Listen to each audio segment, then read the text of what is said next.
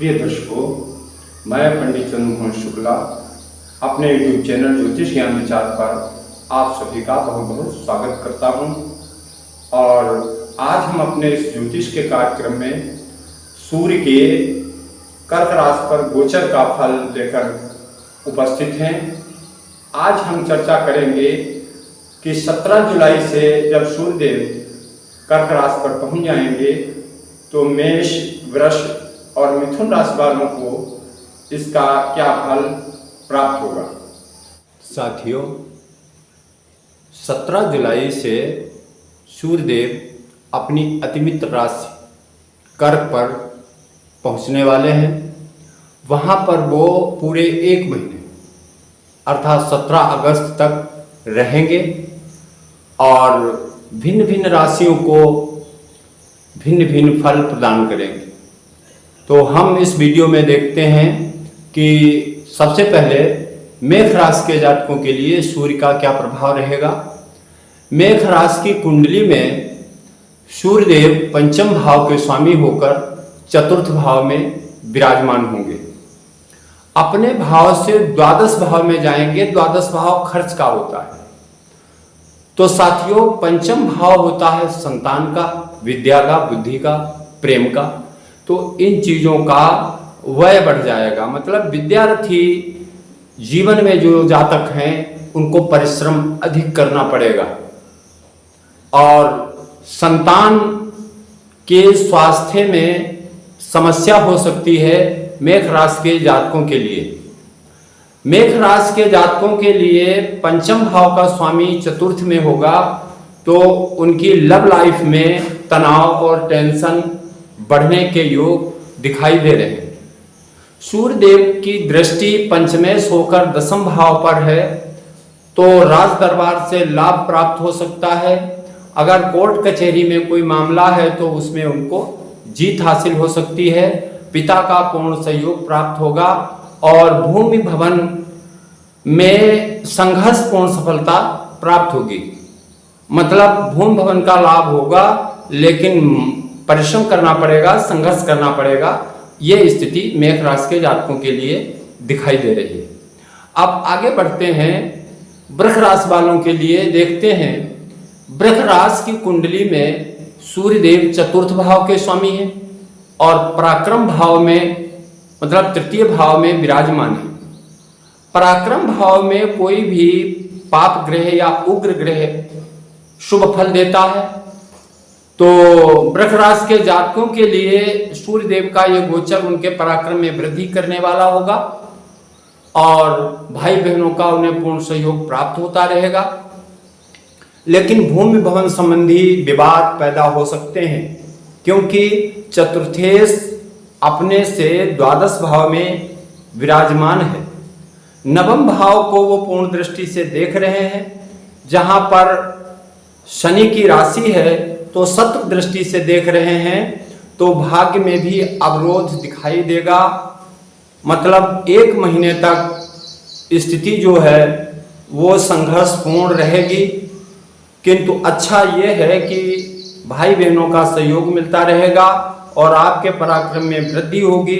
इसलिए आप अपनी बुद्धिमत्ता और अपने पराक्रम से समस्याओं का समाधान निकाल लेंगे। अब आगे बढ़ते हैं मिथुन राशि के लिए। तो मित्रों, मिथुन राशि की कुंडली में सूर्यदेव तृतीय भाव के स्वामी हैं और धन भाव में, कुटुंब भाव में द्वितीय स्थान पर एक महीने के लिए वो गोचर करेंगे।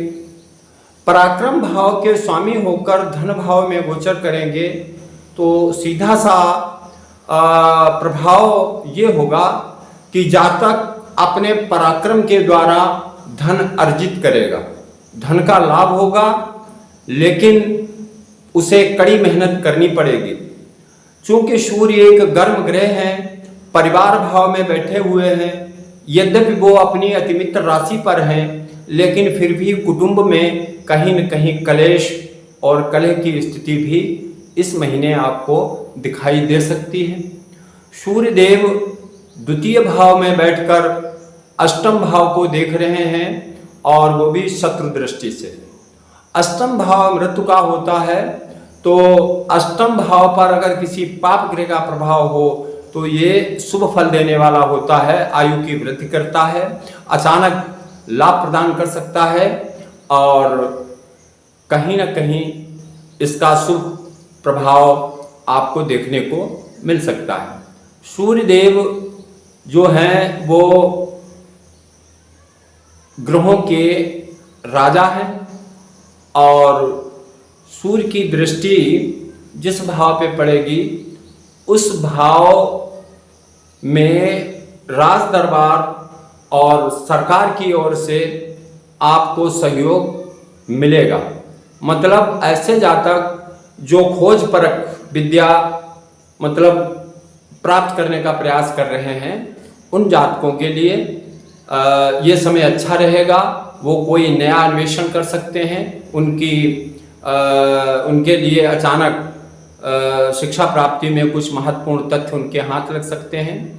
और प्रेम जीवन में भी चूंकि मिथुन राशि के जातकों के लिए पंचम भाव के स्वामी शुक्रदेव होंगे और सूर्य जो है पंचम भाव से दसम भाव केंद्र में विराजमान होगा, तो विद्यार्थियों के लिए अच्छा समय दिखाई दे रहा है। मिथुन राशि के जातकों की जो संतान है, अगर वो नौकरी की तलाश में है तो उसे जॉब मिलने की स्थिति दिखाई दे रही है और विदेशी संबंधों से भी कुछ विशेष लाभ दृष्टिगोचर हो रहा है। लेकिन पारिवारिक स्थितियों पे थोड़ा नियंत्रण रखना पड़ेगा, वाणी पर संयम रखना पड़ेगा और धैर्यपूर्वक इस समय का उपयोग आप करें तो आपको लाभ होगा। अब मित्रों हम उपाय बताते हैं। चूँकि मेष राशि के स्वामी मंगल हैं और सूर्यदेव की शांति के लिए आप किसी ताम्र पात्र में जल लेकर लाल रोली, लाल पुष्प, लाल चंदन मिलाकर के सूर्य को जल दें तो मेष राशि वालों के लिए स्थिति शुभ और कल्याणप्रद होगी। वृष राशि के स्वामी शुक्रदेव हैं, जिनका रंग सफ़ेद होता है, तो अगर वो जातक सफ़ेद चंदन और चावल के दाने डालकर भगवान सूर्य को जल दें तो उन्हें इसका लाभ मिलेगा। मिथुन राशि के स्वामी बुधदेव होते हैं और बुधदेव की राशि के लिए अगर सूर्यदेव को आप पीला चंदन डालें और जल में थोड़ी दूर्वा मिला लें, उसके बाद भगवान सूर्य को जल दें तो आप लोगों का विशेष लाभ होगा। इसी के साथ हम आज का अपना वीडियो पूरा करते हैं। जय माता दी, फिर मिलेंगे।